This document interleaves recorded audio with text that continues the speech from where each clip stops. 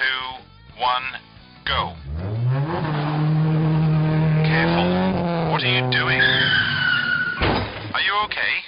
Hello and welcome to another episode of Power Drifting, the Rally Game podcast. My name is Tom, and that is Mike. Hello, Tom. Hello, rally fans around the world.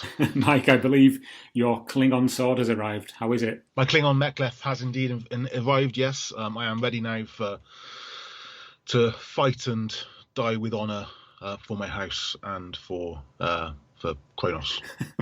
That's great, but why'd you have to bring it into the virtual cockpit with you? I'm a little worried.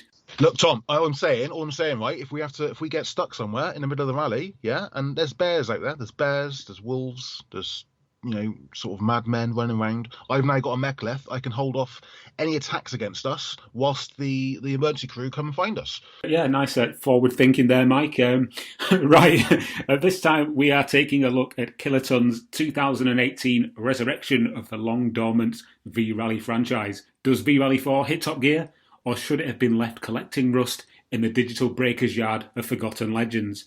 Mike, there's only one way to find out. Hit it.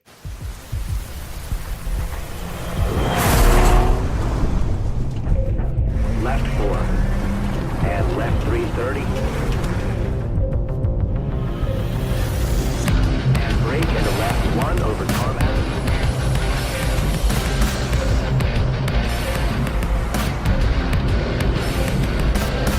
And left 4 don't cut 50.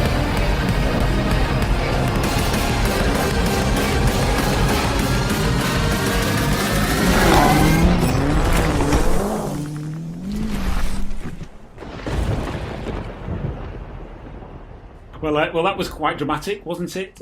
Yes, V-Rally 4 was developed by Kylotonn and published by Big Ben Interactive and released on the PS4, Xbox One and PC in September 2018 and made an appearance on the Nintendo Switch in December 2018 in Europe and February 2019 in North America. And as the name suggests, it's the fourth instalment of the V-Rally franchise. Now, Mike, we've already spoken a little bit about V-Rally. I think it was in episode 3 or SS3 when we covered V-Rally 2. So we won't dwell too long on the series kind of lineage, but I think it's worth just kind of going back over the series a little bit just to fill in the history lesson on V-Rally. I'm sure I've asked you this before, but did you first play it on the PC or was it the PlayStation? It wasn't PlayStation. I think the first time I played V-Rally was probably the Xbox version, actually. Oh, really? What, V-Rally 3? V-Rally 3, yeah, I think so. I think okay. I don't remember playing V-Rally on the PC. It doesn't ring a bell. I think it was one of those games that I coveted as a non-console gamer in the late 90s. I never really experienced it until V-Rally 3 on the Xbox, which was a subject of a later podcast, so I won't go too much detail about that one. Yeah, I'm sure we'll cover that in more detail in the future. But I had a Sega Saturn when V-Rally came out, so I only had access to Sega Rally, which obviously is a better game. But I did look longingly over at PlayStation with all its rally. I say simulation, but more kind of realistic takes on rally. Yes. And V-Rally obviously was one of those. So yeah, V-Rally came out in 1997 for the PlayStation originally. It was then followed by V-Rally 99 in 98. I also played that on the N64. Then V-Rally 2 in 99. Probably the most famous version of that is the Dreamcast version. Then you've got V-Rally 3, as Mike alluded to, in 2002. And then there's a gap of 16 years while V-Rally, the franchise, has kind of languished in obscurity before it was picked up by Kylotonn and dusted off and then put back out onto the I was going to say current gen systems then, I suppose, but the last gen systems now. Yeah. So the previous games were developed by Eden Studios and in-house at Infogrames, and Kylotonn, obviously currently the developers of WRC series, starting in 2015 with WRC 5. And V-Rally 4 is kind of odd in that it's kind of sandwiched between. It's almost like the filling between two slices of bread made of two WRC games each. Is that a good enough analogy? It's a WRC sandwich, yeah. Well, no, it wouldn't be a V-Rally sandwich, wouldn't it? Oh, we've got our sandwich now just completely wrong here, haven't we? This is why we're a rally podcast and not a sandwich podcast. Well, how does a Jill sandwich work then? I don't know. Because surely you need two Jills and a Barry Burton in the middle if that's how we're doing things. This has gone weird now, isn't it? Yeah, that's a bit. Yeah, let's get back on track. So in 2016 and 2017, you had WRC 6 and 7 respectively. Then in 2018 was V-Rally 4, and then following that in 2019 and 2020 we had WRC 8 and 9. Now V-Rally 4 doesn't have an official WRC license, but it does feel like this game was Kylotonn simply taking what they'd already learned with the WRC game engine, basically having some fun with it. This is telling because it has a slightly more simplistic arcadey gameplay, fictional courses. It does have more vehicle types and more race types than the average WRC title, and generally just a kind of a more fun atmosphere around it. Would you agree with that, Mike, do you think? Yeah, I think it's definitely gone more for the, and I've mentioned this in the podcast before, more of the sort of Dirt 2 route, hasn't it? The sort of spectacle over simulation. Yes, definitely, and we will talk about the environments more in a second. But there does seem to be more kind of, they've broken free of the constraints of the official WRC license. So we are going to just chuck in some random locations that wouldn't normally be featured in a WRC season because what the hell, we're just going to have some fun with this now.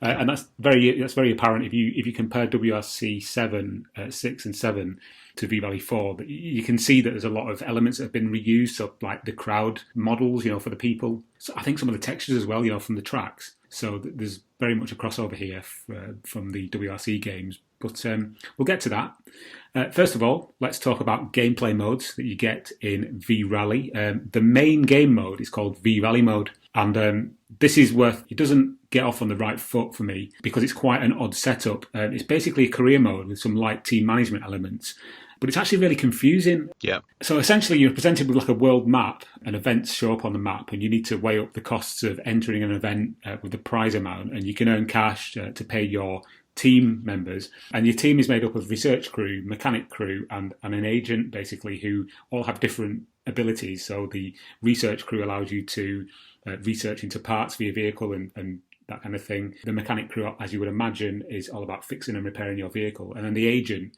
is used to gain you entry into events that have got a higher sort of winning purse, if you will. Mm-hmm. And that all sounds pretty straightforward in theory, but the way it's executed is just mega confusing because for a start, I think the first thing that's the problem here with this career mode is that there's no sort of sense of progression. You don't really know what you're meant to do next, and there's no kind of, I suppose in WRC you kind of have these like positions of like where you are on the world leaderboard, whereas in V-Rally it's just so kind of, I don't know how else to describe it, but arbitrary, I don't know. Yeah, it's very loose, isn't it? The career mode is one of the so I bought the game on release day, and I was immediately put off by the career mode. There's some games have that where you have one mode, which, especially the main mode, if it's not designed right and it's not accessible in the way that games should be, then it turns you off the game. And with this one, you can't plan ahead. There's no sort of sense of, I like to be immersed in the world, and in this one you don't feel like you're immersed in the world. It always feels like you're part of a video game. If that makes sense. Yeah. And it doesn't really have, there's no sense to it. It's not a progression ladder like on the Dirt games, for instance. It's not that lovely world map of Dirt 2. It's not laid out easily. It's not a WRC series, so therefore it's not sort of a series of events which you go on a calendar and do. It's just very much sort of like, it feels a little bit like this is another Dreamcast reference, which is going to be pleasing for people who know us from Dreamcast podcasts. It's very similar to the Virtua Tennis World Tour mode. Oh yeah. I see what you said. Yeah, totally. That you don't have access to a huge amount until you start going further and further. And it seems sometimes like a little bit arbitrary what events you have. Virtua Tennis is a far superior world map mode, but it's a very similar sort of thing where you get certain things that's unlocked. It wasn't a good mode at all. It was panned, I think, by critics at the time, and it was poor. Yeah, that's one of the things that stuck out for me when I actually originally read the reviews of this game, and the amount of kind of lambasting the career mode got, and I thought to myself, how can it possibly be that bad? But in action, it is extremely confusing and hard to navigate. Yeah, I think actually, even if I remember rightly, when you actually messaged me at the time and said, "How is it?" I think I said to you, "It's good, but but the map, the career mode is awful, because it was just a real disappointment, which is, well, a massive shame. Not great first impression. Yeah, so as we've kind of alluded to, there's this career mode. You've got all these different types of race, which spans the whole kind of gamut. You've got rallycross, buggy racing, hill climbing, and extreme carner, which is basically gymkhana.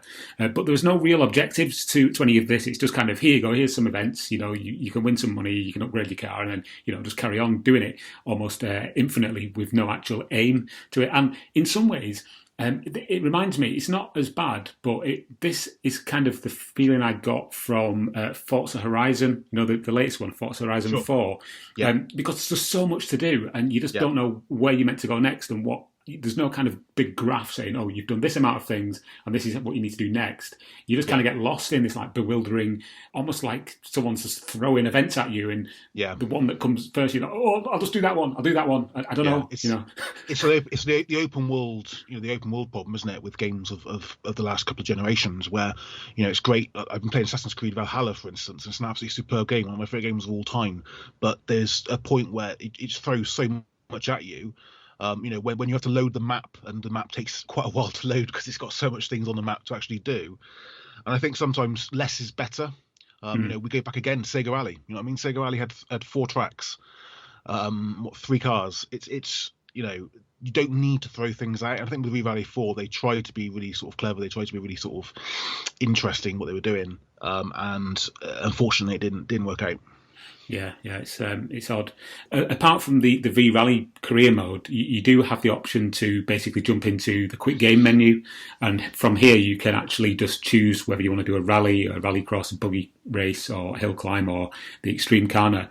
So you don't have to suffer through the V Rally mode oddness if you don't want to, which is nice. There is also a multiplayer mode, but when I tried it yesterday, there was nobody online. There were no games available when I tried it. So the online component to V Rally 4, it looks like it may have sort of gone the way of the dodo. Yep. That said, the online competitions are still updated. So you can, very much like in the WRC games, there are new challenges every week, and you can enter them and you can win currency.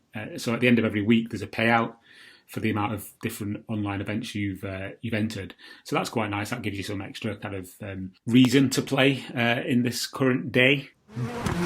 Right 5 into left 4 short, and right 550, left 6 over crest 50, left 4, and left 330. Okay, so moving away from game modes then, let's have a look at the vehicles. There are 51 vehicles from 19 manufacturers, and I won't go through them all because we'll be here all day, but many of the most recognisable and iconic vehicles are featured. So you've got things like the Mini Cooper, the Renault Maxi Megane, Mitsubishi Lancer, Skoda Fabia, Renault R5 Turbo, Lancia Stratos and Delta. Weirdly though, I did notice that there's no Subaru Impreza and there's no Toyota Celica WRC. Maybe that's something to do with licensing, I don't know, but obviously is. But quite odd that some of the most iconic rally cars of all time are not in this game when a lot of other cars are. Yeah. It's also interesting to note that the vehicles on offer, the range differs depending on which type of race you're doing. So in the rally mode, you get traditional rally vehicles. In hill climb, you get these kind of really souped up hill climb cars with these massive aerofoils and spoilers on them. In the buggy racing, you get, as the name suggests, you get buggies. I find that the buggies are actually a lot of fun. And going back to another game we've just referenced a couple of minutes ago, Dirt 5, there's a lot here that is very reminiscent of Dirt 5 for me, especially in the buggy racing. On top of the standard 51 vehicles, you do get some DLC as well. You can download these individually. And this is a problem with this game because there is a lot of DLC for it. Not so much in terms of extra content, but very much in terms of vehicles. And a lot of them are offered as single downloads for, quite exorbitant prices. So you've got things like the Citroen DS3 RX, the Chevrolet Camaro, the Ford GT 2006, Volkswagen IDR, and there's also a thing called the Supercharge Pack, which is basically just a bunch of liveries. But you're talking up to like £5 each for these vehicles, and it's like, hang on a minute, what? For one vehicle? That's, I don't know. I don't think I've ever seen another vehicle sort of downloadable content package with such high prices. No, it's. I suppose there are going to be some publishers who want to try and make some relatively quick money with big name brands cars or things like that. It's I suppose it's one of the problems of the current gen of gaming. Just to sound old as we are. 39 me in a couple of weeks, mate. I'm not going to say my age. Okay, so discuss the gameplay modes and the vehicles on offer in V-Valley 4, but what about the environment? Well, this is where V-Valley 4 kind of shines for me. There is a lot of variation in the locations that you can race in, and again, because of the different gameplay modes, there's quite the number of different courses that you can race on. So environments, they're from all over the world, and some are in locations that are not usually found in rally tiles, so that's quite refreshing. And again, that harks back, I think, to the lack of an official WRC license. With the rally section of the game, you get Sequoia National Park and Monument Valley in the USA. You get Kenya, Malaysia, Japan, and Siberia. No Finland. In Rallycross, you get Japan, China, Romania, England, and the USA. Hill Climb, USA, Romania, and China. Buggy, you get USA, Bolivia, Kenya, and Siberia. And then for the Extreme Corner, you get Detroit and Nellis Air Force Base in the USA, Niger and or Niger, I don't know how you pronounce that properly, and South Africa, which I thought was quite cool, that they included some different locations that you don't usually see. I don't think I've ever seen a racing game set in Bolivia before. Have you? Unless... Does the Paris, I was going to say, sorry, I'm wrong. Yeah, there's some certainly interesting places. I think, I suppose they've got some similar settings to other rally stages. Obviously, things like Malaysia obviously is similar to the Indonesian rallies we've had before and things like that. It's definitely, it feels, there's a fresh feel, isn't there, to the course selections. I think it feels a little bit more global, a little bit more worldly. You do get bored a little bit after playing the Sardinian Rally for the 4,000th time in your life, or the Finnish. I never get bored of the Finnish Rally. That's a lie. Driving through Wales in a slow car in rally games is great fun, but it can get a little bit samey after a while, let's say. I mean, I've driven through Wales in a slow car in real life many times, so it's not something you want to do every time you play a rally game, is it? One thing that's worth mentioning as well here is that there is an open world training area that's set in Canada, which allows you to drive around an airport and venture out into the mountains, through forests and onto a beach. It does give you a taste of all the different environment types, and it's quite a large open area to drive around. It's quite fun to explore, even though there's not really anything to actually find or do. I just think it's a really cool training, easy win mode. Cool. That was quite interesting. When I first saw that, I was quite impressed with that. It would have been nice if they'd included like some kind of floating coins or something you had to find.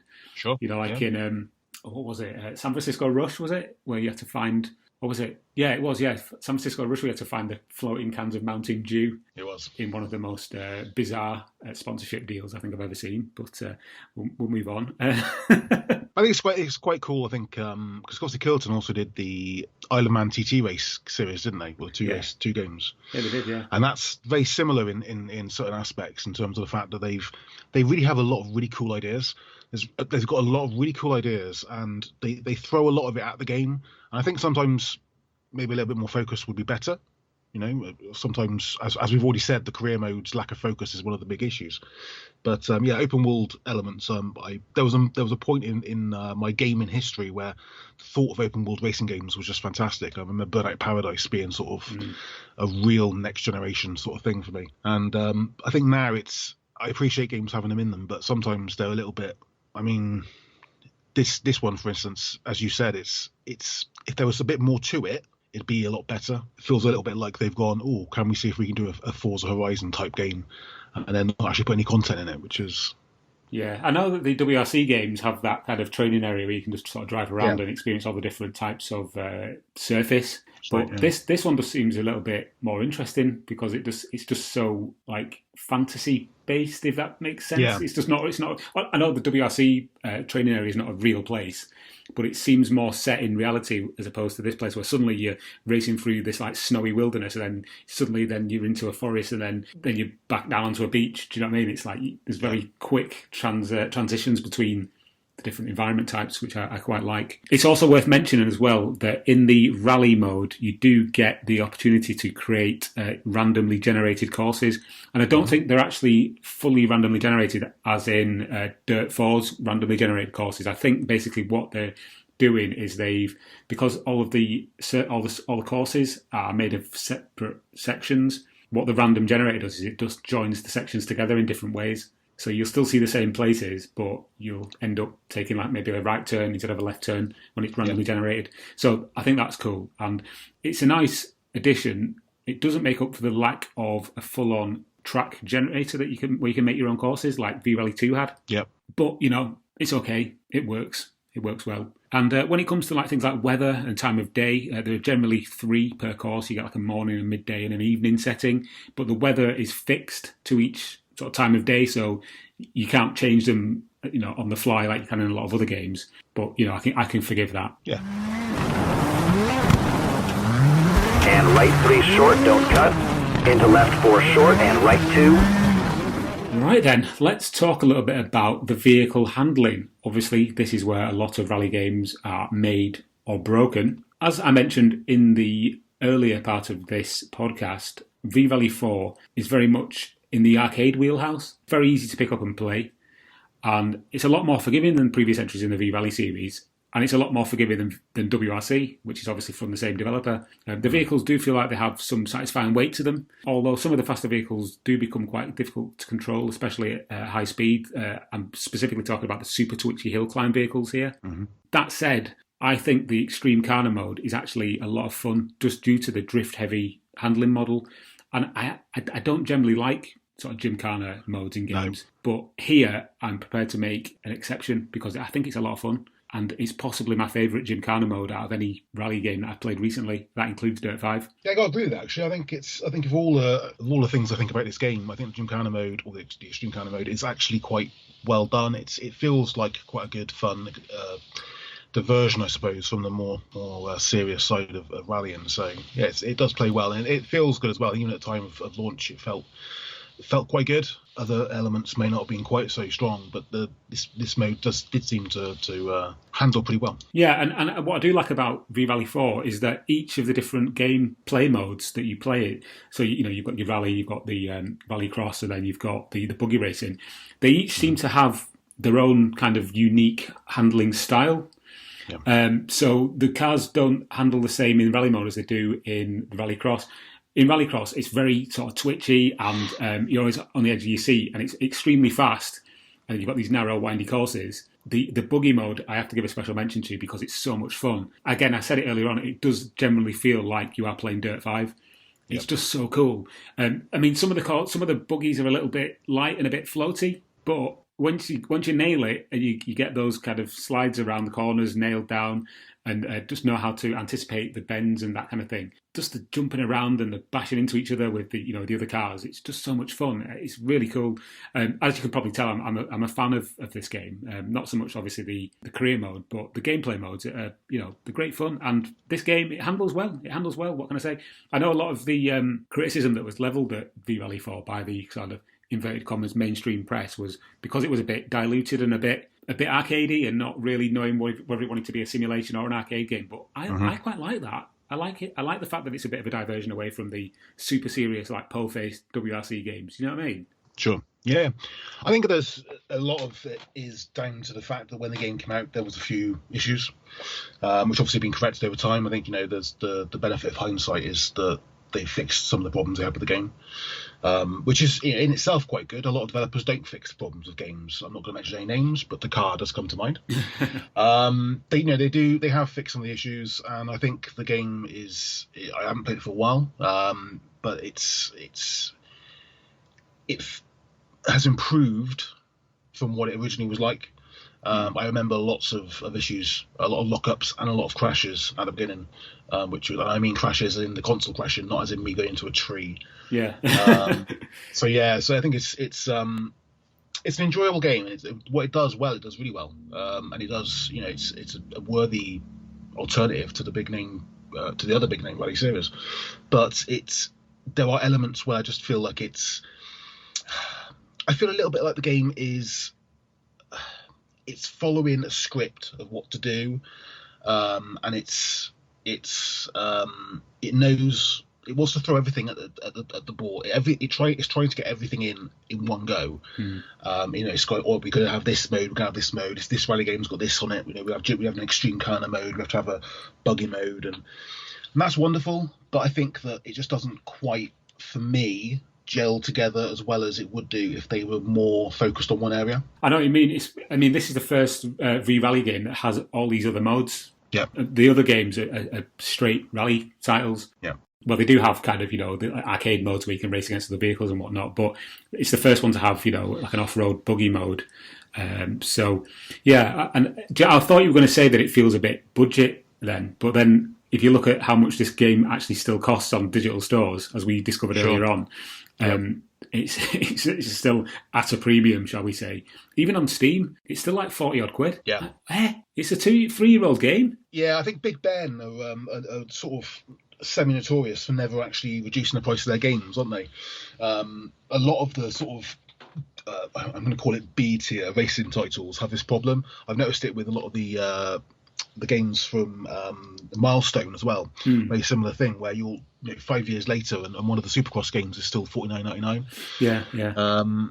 I think I've had a look myself to see how much you can get the game for. I mean, online or on popular auction sites, it's particularly cheap, and I think places like CD Keys and stuff, you can get it for sort of £10. So I think that's the real value of the game. It's not a particularly expensive game to get hold of, but yeah, digital. I would advise anyone who's got an Xbox Series S, for instance, to possibly skip the game just because it's probably not worth. Well, I don't know. I mean, I think you possibly think it possibly is worth close to the price they're asking for. Personally, I think it's a slightly high price for it. Well, I was going to say I didn't pay full price. I think I got it in a sale a couple of years ago when it was it was fairly new. Yeah. Because I got given a voucher, a PlayStation Store voucher for Christmas. Yeah. And this was on sale, so I got it then, and I've had it ever since. So yeah, but I wouldn't be paying $47.99, and certainly not the $75.99 for the the deluxe edition with all the DLC. No way. Okay, Mike, let's talk a little bit about the actual visuals and presentation and the audio of this game. So we're going to split this into two, really. There's on the one side of it, you've got the consoles, inverted comma, and PC, and then on the other side, you've got the Switch version. Now, I've only played this on the PlayStation 4, on the PS4 Pro, and so that's what I'm going to base this little summary on. I find the presentations to be quite attractive. The FMV backgrounds in all of the different menu screens I think are really cool, with freeze frames of the vehicles spinning around and the nice red and black colour theme throughout. I think the car models are good.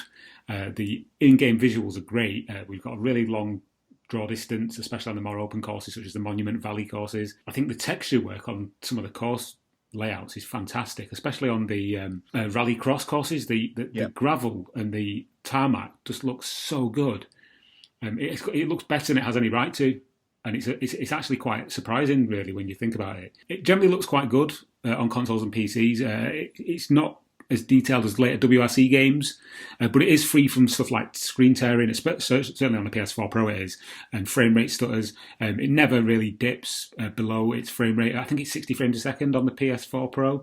Even in rallycross mode, where there's tons of stuff going on, loads of cars racing around and like lens flares and sun glinting off the other cars and off the tarmac, it never dips, really. It's solid, frankly. And again, there is a nice variety in the environments, with the colour temperatures being used to good effect to give like a general feeling of the climate. So the Siberia courses have like overbearing blueness to them to like make it feel really cold, whereas the Japanese courses have this kind of nice brightly coloured, warm colour temperature with these brightly coloured fields of flowers. It feels totally different. The way the colour palette is used to give a different feeling of climate or temperature is really well done, to be honest. So I have to give them credit for that, the developers. It does suffer a little bit from like a little bit of a level of detail pop-in, especially in like heavily populated forest areas on some courses. So you'll get these trees in the background that look just like blobs, and as you get close to them, they kind of pop into full detail mode. And I think, if I'm not mistaken, even WRC 9 does that, even on the Xbox Series X with the new performance update. So that must just be something that engine does. I don't know. I'm not a developer, so I can't really give much more detail on that. But it's very apparent in this game. even though generally it does look quite nice. On the flip side of that, we have the Nintendo Switch version. Yes. And I haven't played it, but I've watched videos of it, and I don't own a Switch anymore. But when I did own one, I was very interested in buying this game, but then I didn't buy it for the reasons that we're going to go into. So, Mike, you've played it. So, what was your experience with the Switch version? Yeah, so I played the Switch version quite a bit after playing the Xbox One version originally, and the biggest thing for me is that I was used to the game having a downgrade. I didn't have an issue with the game having a downgrade. I've played and loved Witcher 3 on the Switch. I think it's one of the greatest technical achievements of the generation. So I have no problem with games being downgraded to fit into the Switch. The problem with V-Valley 4 is that it's a racing game, and the one thing you want to do in racing games is to have a solid frame rate, and to have fair AI. And unfortunately, on both those accounts, this game does fail quite badly. So the AI issue is an issue which actually the original Xbox and PS4 versions had as well. I don't know whether that's been fixed since. Last time I played it, it hadn't, as far as I'm aware, been fixed, but I don't think I even took notice, to be honest with you. It's not too bad. I know what you mean, that you do get the things with the AI sort of bouncing around, smashing off the walls, and then also like acting like you don't exist, so like just sort of ploughing into you constantly. Yeah, so definitely there's wooden AI in that regard, but also in terms of some of the rally stages, some of the times, and I've spoken about this before, I think also from Kylotonn games in the past, where there's some stages where you'll get a random stage where the time that is set and that the other opponents are racing, it just seems impossible to get. And that was a problem with this game. I remember that distinctly. It being a real issue when the game first came out. And the Switch version was worse. It seemed to be a lot worse than that. But even worse than that was the fact that the frame rate, when it ran well, it was decent. When it ran badly, it was just distracting to the point of making the game, I'd say, practically impossible to play. It's possibly not quite as bad as that, but it was very, very difficult to play. I'm not one for knowing what frame rates are just from seeing the screen. I know some people are, but I would envisage possibly going down to as low as 12, 13 frames a second at times. Really? Which isn't actually that surprising. I think, Witcher 3, like I said before, to me the game feels like it's running at 10 frames a second most of the time. But you can get away with that. You can't do it in a racing game where a drop in that significant, it makes the game practically impossible. Even especially rally games where you've got to react at very, very quick intervals to actually get around corners sometimes. And I find myself, and we've spoken about this on the podcast before, and we've spoken about games like Sega Rally, and one of the strengths it has is the fact that you always feel like you're the one who's made a mistake if there was a mistake made. And V-Valley 4 on the Switch, unfortunately, is the complete opposite.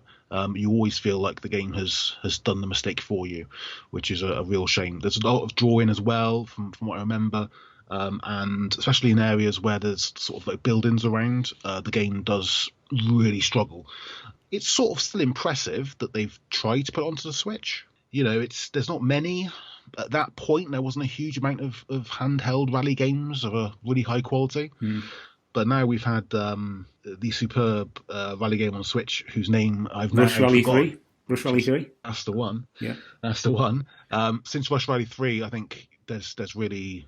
It shows that rally games can be a lot better than what this tried to do. Just going back to what you said there, I mean, when I first saw this game, when I had my Switch, I was like, I'm going to get this. I need to get a handheld rally game for my Switch. Yep. And it wasn't even just the fact that the level of detail is like significantly lower on the Switch, because obviously it's a handheld system, so you come to expect that. That's fine. It was just the way it ran, and it just looked so choppy. I thought to myself, I can't. Even I was watching video reviews on YouTube, and even some of the YouTubers that I watch who are like really pro Switch fanboys, when they're even saying, this is a bit choppy, I'm thinking, even they aren't going to try and hide this, so I'm thinking, no way, I'm not paying money for that. It's a shame as well, though, isn't it? Because I think it's the first generation we've ever had where, I know the Switch isn't technically a handheld system only, but it's the first generation we've had where we haven't had specific handheld versions of games.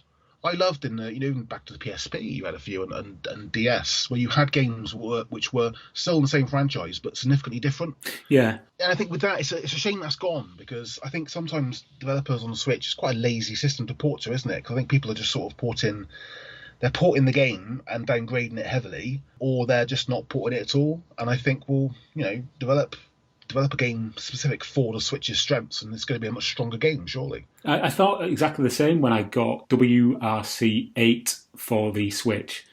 And it was basically the same game from the PS4 and the Xbox, but sort of basically shoehorned onto the Switch with loads of visual sort of caveats and just downgrades, and it just did not play well at all. You know, it was really, really quite poor, to be honest. And I had that literally, I think I had it for about a day, and I tried to convince myself that it was good. It was just me that was bad at it. But then I was like, well, no, it's not. It's the controls are terrible. The frame rate's poor. There's like so much popping and things. Even like the smoke flares at the side of the course. They would like just like appear out of nowhere, like as you got near to them. I'm like, what? Where the hell? Where did that come from? Like a genie, you know what I mean? Poof, you know. Yeah. Yeah, so it's a shame, isn't it? I think because it would have been really interesting to see what a major studio doing a rally game on a Switch would have been like. I think it would have been a really interesting experience, because I think it could have been a really, really good game. It could still happen. I mean, WRC 9 is still coming, and that's still being worked on. It was due to come out over Christmas, I believe, but it's still not out yet. No. But it's interesting you say that, because I mean, you look at the rally games on the Vita, specifically WRC 4, which is a game which was made specifically for that hardware, and it's fantastic. It's literally one of the best handheld rally games ever created. So if they could do that with a Vita, why couldn't they do it with the Switch? I don't know. We could go off on a massive tangent here talking about Switch rally games. But as you alluded to earlier, Mike, V-Rally 4 on the Switch is to be avoided. Go for Rush Rally 3 if you're looking for a good Switch rally game. I think now's a good time to move on to talking a little bit about the audio. The first thing I'm going to mention here is the soundtrack, which is interesting and has drawn a lot of flack, shall we say. I'm having horrible flashbacks, Tom. I'm having horrible flashbacks. I suddenly realised why I've not played the game.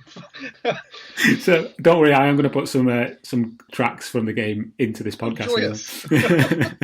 But the soundtrack, as I say, is interesting. So all the songs are from a rapper and producer called Mahogany Beats. That was with a Z on the end, with various artists featuring as the featured artist. But I think it's generally a nice mix of like sort of slow rap tunes. Although the main song using the V-Valley mode will do your head in for the 10th time after it repeats itself. And I believe the lyric is "I've got the weight of the world." Does that bring back any memories for you, Mike? Yeah, no, it's the game. The game's to try and put it in perspective for someone who hasn't played the game yet. If you've played on a Dreamcast and played the game Marvel vs. Capcom 2, there was a track on that game which wants to take you on a ride, and it's in your head because it's the most inappropriate music track for the game ever. And this is exactly the same. It makes no sense.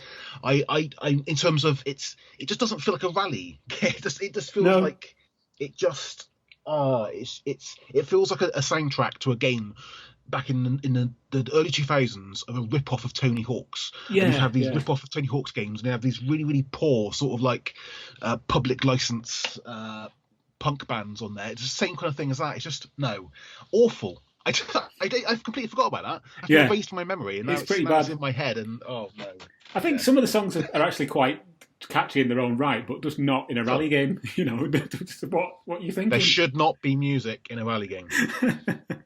I'll say it. It's the hill I will die on. I don't see the point of music in rally games. I mean, I'd say that it's fine in the menus, but not sort of in the actual game. You know, I mean, you don't really get music during the races anyway here in V-Valley. You know, you've got your co-driver, but that menu music is a bit weird. Otherwise, though, I think the sound in the game is generally fine.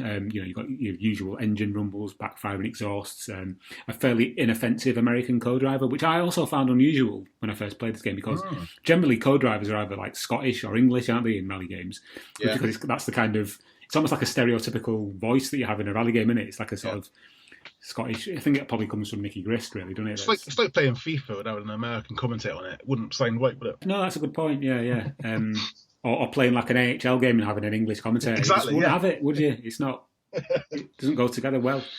But yeah, I mean, the sound, apart from the music, is generally fine. Apart from that one particular track.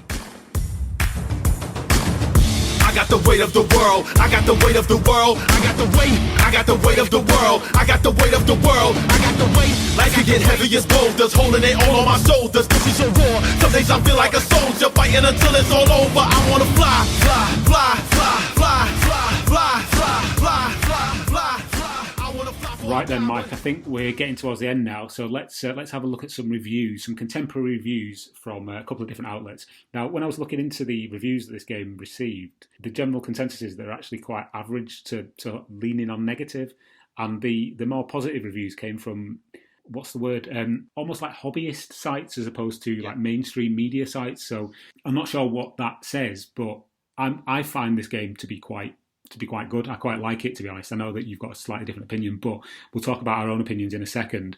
I've got two reviews here, actually. One is a negative review and one is a slightly more positive one.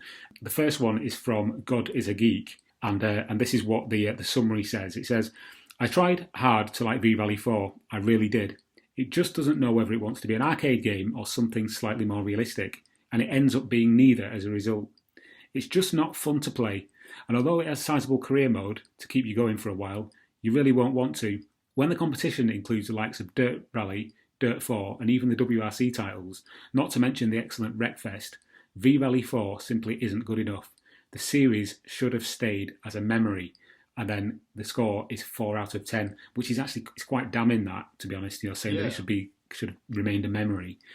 A slightly more positive one here is from Push Square, where they say, once you get to grips with how it handles, V-Valley 4 is a competent and lightweight arcade-style off-road racer with a fair bit of charm that harkens back to the series' foundations.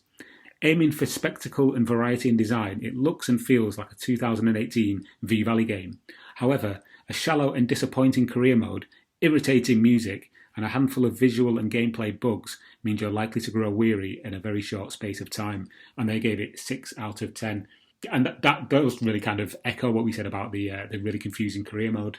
Yeah. So, I mean, I can't really argue with the one from Push Square, but I don't really agree with the one from God is a Geek, saying that it should have remained a memory. Odd comparison as well. I mean, comparing it to Wreckfest is a bit of an odd comparison. Yeah, it's like comparing it to Rage Racer or something. It's like, kind of the same type of game. What are you on about? So, Mike, I'm going to come to you for a score out of 10 and your sort of overall thoughts, really. Yeah, so I think it's a perfectly serviceable game. It's an average rally game. It's certainly not something which is unplayable. It is got some really good elements. I really like the diversity of the tracks, and the general graphical quality is really, really strong. Unfortunately, I can't get over the career mode and lack of focus. For me, it breaks the immersion which I want in rally games. Mm-hmm. And I do think that it throws too many things at the wall to see what sticks, and unfortunately not enough sticks to make it a really high scoring game. So I am going to score it a 5 out of 10. Cool. Good stuff. Okay, so my own thoughts are that V-Valley 4 is very much a sort of a B tier rally game, and it, for me, occupies the same space as something like Gravel. Do you know what I mean? Yeah. I think it's got nice handling, again, great variety in the events and courses, and some unusual environments that we don't usually get to see in rally games. But on the flip side, you've got that really bizarrely structured career mode and that horrendous soundtrack, which both let it down. That said, I do still quite like it. It's a little bit of a guilty pleasure for me, this game, so I'm going to give it a slightly higher score of 7 out of 10. So a 7 out of 10 from me and a 5 from Mike, which let's round it down to a 6 out of 10 overall, shall we? Agreeing with Push Square? That's fair. Yeah, that's fair. Cool. Okay then, so that's V-Valley 4. I know we've left it right to the end of the episode, so it's a bit kind of back to front, but we were going to talk a little bit about a piece of news that happened recently, Mike, and I completely forgot until about 10 seconds ago. Sure. And that is the recent acquisition of Codemasters by EA. Yeah. What are your thoughts on that? Do you have any opinions on that? Yeah, I think everyone on the internet has an opinion on it, judging by comments on various posts. I think EA is a much better company than it has been in the past, current time. I actually don't have a major issue with EA in terms of things it's done. I know there's been a couple of development closures, which is possibly a worry. But I don't think the games. I don't think the Dirt. So obviously, we're talking about Dirt Series and the impact on the Dirt Series specifically here. I don't think there's going to be a massive impact on it. I think a lot of people online have decided to go back to the old. Oh, this is going to stick on 4,000 pixel DLC for the game. I mean, okay, EA games do have a lot of stuff you can buy, but actually, if you look at a game like FIFA, the amount of depth that a game like FIFA has is actually quite extraordinary compared to many games you get. And you haven't got to pay for a lot of it. A lot of it's there. People don't choose to. That's their choice, but the choice is there to do something. So I think it's a good thing. I think Codemasters obviously are a really big name in British development. I've been a Codemasters fan since I was very young. My first ever games I bought were Codemasters games, and I am still a massive fan of Codemasters racing games. I've said before that I would happily play only Codemasters games the rest of my life, and I'd be perfectly content. So I think the fact that the studio is strong enough to be bought by EA, and the financial input into that is going to be good. For the rally games. Is there a certain element of trepidation in terms of what will they do? I'm not as negative as some people are, but obviously this is, they're a company, so if they produce games which don't sell, obviously EA will no doubt do something about it. But I think it's quite big news in terms of a lot of people online have said, oh, let's wait for Need for Speed Rally 1 to come out next. I mean, I don't think that's going to happen. I think the Dirt name's too big a franchise to let go.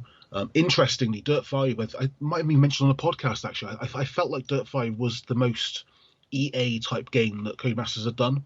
They'd really sort of done there was a lot more spectacle, and there was a lot of that sort of competitive current sort of generation gaming to it. So maybe they knew the kind of direction they're going to go in the future. Who knows? I'm kind of in the same camp as you, Mike, to be honest. I've got very fond early memories of Codemasters. Just the you remember the logo used to be like a circle with like. Oh yes. Yeah. I can remember on Amstrad games where they would load that sort of splash screen as the game was loading off the tape, and it would like make lines. And I just remember looking at that Codemasters logo, thinking it looked really cool. A very early memory. But so I've got a long history of Codemasters. I don't think it's really going to change much, to be honest. All it's going to really, for me, change is the fact there will be an EA splash screen at the start of Codemasters games.